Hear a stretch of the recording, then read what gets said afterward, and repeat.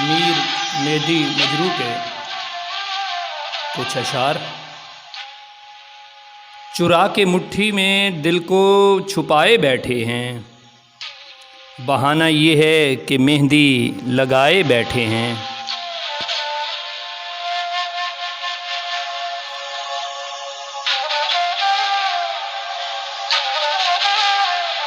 ये जो चुपके से आए बैठे हैं, लाख फितने उठाए बैठे हैं।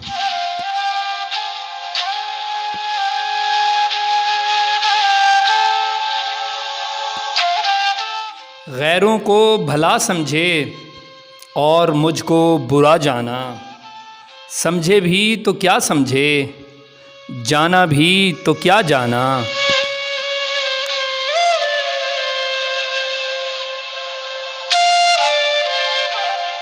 जान इंसान की लेने वालों में एक है मौत, दूसरा है इश्क।